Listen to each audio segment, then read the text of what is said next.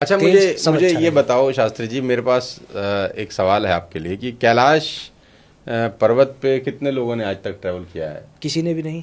ऐसा क्यों है? मतलब no one can go, Everest पे तो चले गए बहुत सारे लोग। No one can go on Kailash why पर्वत। डोंट? कैलाश पे आपको क्यों नहीं गए लोग? पाप से रहित होना पड़ेगा। कोई व्यक्ति आपकी नज़र में है, आपकी जानकारी में, जिसने पूरे जीवन पर्यंत कोई पाप नहीं किया? मैं कह नहीं सकता ऐसे तो कुछ। कैलाश पर्वत पे केवल वही दिव्य आत्मा चला सकती है जिसने पूरे जीवन पर्यंत कोई पाप नहीं किया है, क्योंकि वहाँ भगवान शिव साक्षात अपने परिवार के साथ विद्यमान है आज भी। आज भी आज भी प्रत्यक्ष रूप में? प्रत्यक्ष रूप में है। और इसका यही सबसे बड़ा प्रमाण है कि कोई व्यक्ति वहाँ चढ़ नहीं पाया, जबकि एवरेस्ट की कंपैरिजन में उसकी चोटी की ऊंचाई बहुत कम है। और एवरेस्ट पर कितने पर्वतारोही चढ़ गए हैं कि वो इतना ऊंचा है तब भी, लेकिन 27-28 हजार फीट। वहाँ कोई नहीं चढ़ पाया। वहाँ कोई नहीं चढ़ पाया क्योंकि वहाँ सकारात्मक नकारात्मक ऊर्जाओं का भंडार है। कैलाश कैलाश पर्वत वो आज तक एक गोपनीय ही बना हुआ है। उसके बारे में जितना भी आप पढ़ेंगे, वेद में, पुराण में, शास्त्र में, ये एक आकलन है। वास्तविकता क्या है, सब अनभिज्ञ है उससे। लेकिन जो ऋषि मुनि तपस्वी वहाँ जाकर उन्होंने साधा है, जो अनुभूति ली है, उन्होंने यही कहा है कि भगवान शिव अपने परिवार के साथ वहाँ साक्षात हैं। और यही उसका सीधा सीधा प्रमाण है कि वहाँ कोई नहीं चढ़ पाया आज तक, क्योंकि वो शक्तियाँ वहाँ अवरोध पैदा करती हैं। आप सोचिए कि जब हमें प्रधानमंत्री जी से मिलना हो, राष्ट्रपति से मिलना हो, हम सीधा मुंह लेकर चले जाएं, हमें जाने दिया जाएगा? अरे आज एमएलए नहीं मिलता सर, नहीं लोकल। मिलते ना। गली का पार्षद नहीं मिलेगा। गली का पार्षद नहीं एमएलए से मिलेगा। मिलना बड़ा मुश्किल है भाई, एक बार जीत जाए तो। गली का पार्षद नहीं मिलेगा, है पार्षद ना? ही नहीं मिलते। तो वो परम सत्तावान कैसे? त्रिलोकीनाथ है। कैसे मतलब, मैं कह रहा हूँ कि लोग कहते हैं ना कि हमें दर्शन चाहिए हो जाए। मैं कह रहा हूँ भगवान उस रूप में आ भी जाए ना, उसे उसकी छटा को देख के आदमी हार्ट अटैक से निसंदेह मर जाएगा। मर जाएगा। अंधेरे में अपनी परछाई देख के लोगों को डरते मैंने देखा है। हाँ। तो जब तुम भुवन भास्कर भगवान शिव, जो उनके साकार रूप में महाविद्यमान हैं, उन्हें देखकर आप कैसे ही? लेकिन बाबा जी रहते अकेले हैं वीराने में। क्योंकि भगवान शिव जी को धन एक धन सबसे भोलेनाथ। बड़ा योगी कहा गया है। और योगी कैसे स्थान का चयन करता है? जहाँ कुछ भी ना हो, वीरान। केवल और केवल सन्नाटा, जो अपनी समाधि में ध्यानस्थ लीन हो सके। और वो कैलाश पर्वत से अच्छा कोई संसार में स्थान नहीं है, क्योंकि वो चारों तरफ ऐसी प्राकृतिक घटनाओं को समायोजित अपने अंदर करके रखा है कि वहाँ बैठकर जो भी साधना कर देता है, उसकी साधना बहुत शीघ्र सफल होती है। ये भगवान शिव जी का आशीर्वाद है उस स्थान को। इसीलिए भगवान शिव जी ने उस स्थान का चयन किया है हमेशा से। वेद पुराणों में, शास्त्र में बार बार यही तो आया है, कैलाश के निवासी नमो बार बार हो। हाँ। और किसी पर्वत का नाम तो नहीं आया, क्योंकि वो वहाँ जागृत अवस्था में है, क्योंकि वो बहुत भोले हैं।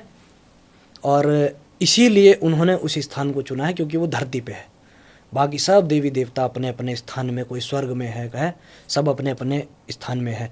लेकिन यदि धरती के किसी मानव को वहाँ तक अपनी पुकार पहुँचानी हो तो ऊपर तक तो नहीं जा सकता। लेकिन जब धरती से ही जुड़ा है कैलाश, धरती पर ही स्थित है, तो धरती पर ही बैठकर यदि मैं भगवान का ध्यान करूँ तो भगवान क्यों नहीं आएंगे मेरे पास? उन्हें आना होगा। बस मेरे भाव ऐसे होने चाहिए कि उन्हें आना पड़ जाएगा।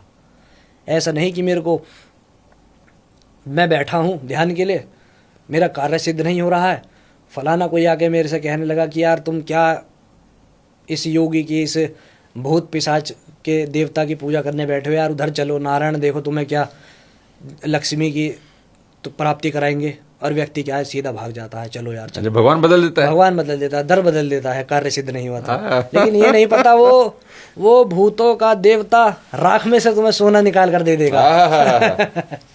ये नहीं जानते लोग, ये अज्ञानता है अंदर कि वो दिख रहा है। भगवान की माया क्या कही गई है कि जो वास्तविकता है उससे अनभिज्ञ रखेगी, और जो इस संसार का सबसे बड़ा झूठ है उसमें तुम्हें डुबाए रखेगी।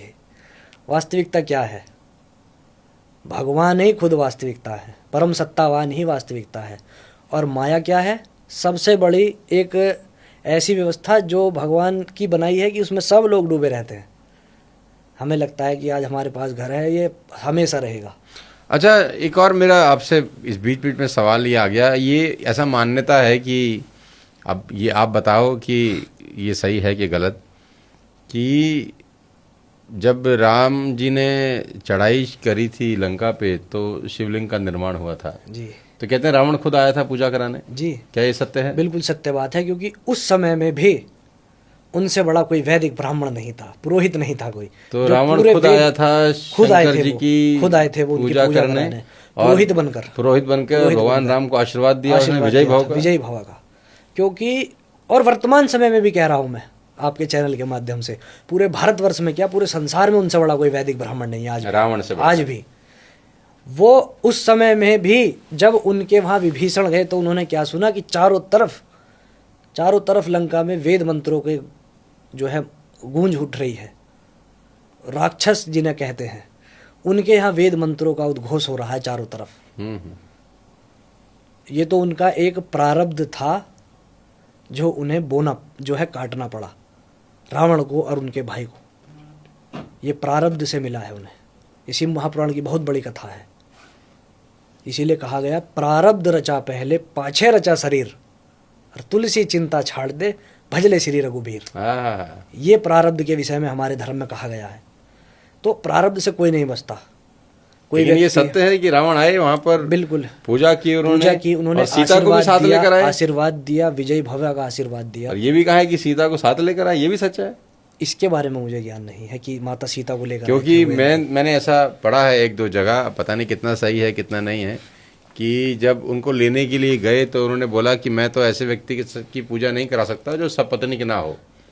तो राम तो पत्नी के साथ है नहीं, तो मैं कैसे उनका क्या बोलते हैं आचार्य बन सकता हूँ, पुरोहित तो बन सकता पुरोहित बन सकता हूँ, तो मैं तो नहीं बन सकता। क्या तो है ना फिर- कि जब एक व्यक्ति, ये वर्तमान समय में फॉलो करना चाहिए लोगों को, जैसे नहीं करते अब, जब हम वैवाहित हो जाते हैं, अग्निदेव को साक्षी मानकर जब 7 फेरे लेता है पुरुष और स्त्री, उस समय में क्या होता है कि वो अर्धांगिनी के रूप में स्वीकार करता है। तो हर कार्य उस विवाह के पश्चात दोनों का साथ ही में होना चाहिए। तीर्थ यात्रा पे जाए तो साथ में होनी चाहिए, तभी वो साकार होती है, अन्यथा नहीं। लेकिन वर्तमान में क्या है, स्त्रियां अपने पति का मुख से नाम लेती हैं, यात्रा पर जा रही हैं तो अकेले बैग टांगा केदारनाथ चले गए दोस्तों के साथ, लड़का है तो वो सोशल मीडिया पर कहीं नहीं दिखाएगा कि मैं मैरिड हूँ, ऐसा है। और उस समय से हमें क्या सीखना चाहिए कि रावण जिनका हम आज भी पुतला फूंकता है हमारा समाज, वो उस समय में होकर इतने बड़े दैत्य होकर भी उनके अंदर से वो भाव जागृत था कि मैं इस व्यक्ति की पूजा कैसे कराऊं जो अपनी धर्म पत्नी के बिना है। और वो रावण फिर सीता जी को लेकर आए वहां पर, तो सोचिए, पूजा कराने के पश्चात फिर वापस ले गया। मैं हमेशा एक बात मन में सोचता हूं और कहता हूं कि इन सब चीजों को एक मनगढ़ंत मानो आप। हर व्यक्ति, कुछ व्यक्ति ऐसे होते हैं वो आपसे ये कहेंगे कि ये छोड़ो ना, ये तो मनगढ़ंत बातें हैं, किसने देखा है, किसने सुना है, किसी ने लिख दिया आपने मान लिया, ठीक है। मैं कह रहा हूँ ठीक है मनगढ़ंत बातें हैं, लेकिन हमें तो कुछ सिखाई नहीं है ना, हमें तो कुछ सीखने को मिल रहा है ना, तो हमें उन चीज़ों से सीखना चाहिए। और रही बात प्रमाण की, तो हमारे यहाँ हर चीज़ का प्रमाण है, हर चीज़ का प्रमाण मिल जाएगा आपको। आप केवल पढ़ो, पुराण पढ़ो, शिव महापुराण पढ़ो। अब श्रावण मास आ रहा है, उसका फल भी आपको मिलेगा, कुछ चीज़ों का कॉन्सेप्ट भी आपका क्लियर होगा प्रमाण के साथ। क्योंकि वर्तमान समय में धारणा ये है लोगों की, आपने ये बताया तो ये सोर्स क्या है इसका, हम क्यों माने, आपने बताया है ओम नमः शिवाय, आपने मंत्र बताया शिव जी की प्रसन्नता का, हम क्यों माने। उठाओ शिव महापुराण, मिल जाएगा उसमें आपको क्या प्रमाण है उसका, कितना शक्तिशाली मंत्र है वो, क्या आपको दे सकता है, और सही से ना जपा जाए तो क्या आपसे ले सकता है, सब कुछ दिया है उसमें। बस क्या है कमी हमारे अंदर है, हम स्वाध्याय नहीं करना चाहते। हम हर चीज़ का एक इजी पॉइंट ढूंढ लेते हैं कि इसको इजीली कैसे प्राप्त किया जाए। रावण से बड़ा तो कोई क्या बोलते हैं भगवान शिव का उपासक नहीं हुआ, नहीं हो सकता कोई भी, है ना, जिन्होंने अपना शीशे ही चढ़ा के दिए तो 10 बार है। और फिर कौन उनसे ज़्यादा हो सकता है इस संसार में, अब कौन दे सकता है, कोई भी नहीं।